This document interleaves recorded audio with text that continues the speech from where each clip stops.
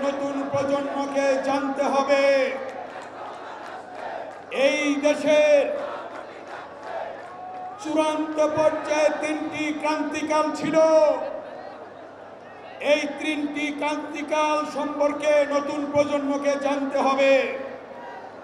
একটি ক্রান্তিকাল 1971 সালের 25 মার্চ যখন হানাদার বাহিনী আক্রমণ করেছিল, তারপরের দিনই চট্টগ্রামের লালদিঘির ময়দান, চট্টগ্রামের কালুরঘাট বেতার কেন্দ্র থেকে শহীদ রাষ্ট্রপতি জিয়াউর রহমান এদেশের স্বাধীনতা ঘোষণা দিয়েছিলেন।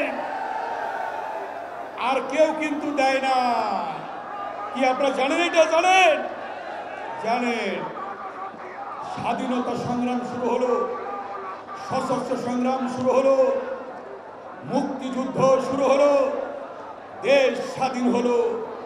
আবার এক ক্রান্তিকালে যেমনি বলেছিলেন আমি মেজর জিয়া বলছি, ঠিক তেমনি ভাবে আবার সিপাহী জনতার স্বতঃস্ফূর্ত শান্তিপূর্ণ বিপ্লবের মধ্য দিয়ে জিয়াউর রহমানকে আবার বাংলাদেশের জনগণ ক্ষমতায় বসালো।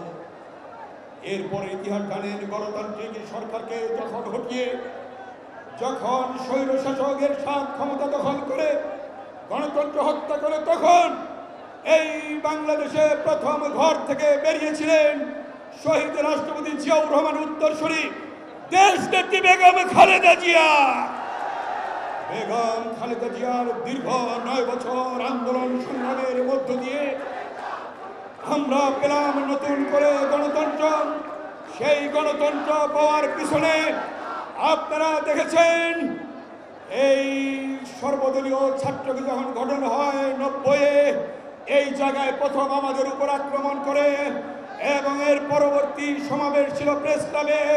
সেই প্রেস ক্লাবে দাঁড়িয়ে যখন আমরা বক্তব্য রাখছি পেশাজীবীদের নিয়ে, সেদিন আজকের বিএনপির ভারপ্রাপ্ত চেয়ারম্যান দেশনায়ক তারেক রহমানকে তার বাসভবনে ঘেরাও করে এরশাদ নির্যাতন করেছিল, তাকে লাঠিপিটা করেছিল, তার উপর নিপীড়ন করেছিল।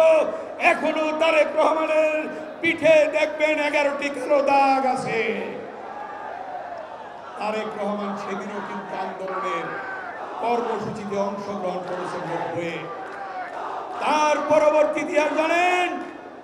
তার পরবর্তী ইতিহাস দীর্ঘ 16টি বছরে প্রায় 1 দশক দেশনায়ক তারেক রহমান আন্দোলনের কর্মসূচি ঘোষণা করেছেন। সেই আন্দোলনের মধ্য দিয়ে আপনারা দেখেছেন যে কথাটি সুদূর প্রসারী চিন্তা করে বলেছিলেন জনাব তারেক রহমান, দেশ যাবে কোন পথে, ফয়সালা হবে। ফয়সালা কোথায় হবে? কে বলেছিলেন? তারেক রহমান। সেই ফয়সালা কিন্তু রাজপথে হয়েছে। তারেক রহমানের বক্তব্য সঠিক হয়েছে। শুধু তাই নয়, তিনি বলেছিলেন দিল্লি নয়, পিন্ডি নয়, অন্য কোন দেশ নয়, সবার আগে, জুড়ে বলেন সবার আগে। কে বলেছিলেন? তারেক রহমান। তার মানে দেশ প্রেমের যে জ্বলন্ত দৃষ্টান্ত, সবার আগে বাংলাদেশ। সেই বাংলাদেশকে নিয়ে এগিয়ে যাওয়ার জন্য তারেক রহমান আজকে আপনাদের সামনে এসেছে। আমরা চাই দ্রুত সম্ভব তারেক রহমান বাংলাদেশে আসবেন। 2 হাত তুলে দেখান সবাই, 2 হাত তুলে দেখান এবং করতালি দিয়ে বলেন বাংলাদেশের প্রাণ তারেক রহমান, বাংলাদেশের প্রাণ তারেক রহমান। আসবে ফিরে বীরের বেশে তারেক রহমান বাংলাদেশে, আসবে ফিরে বীরের বেশে। ইনশাল্লাহ তারেক রহমানের নেতৃত্বে এই বাংলাদেশে আবার গণতন্ত্র প্রতিষ্ঠা হবে। সকলকে ধন্যবাদ। আল্লাহ হাফেজ।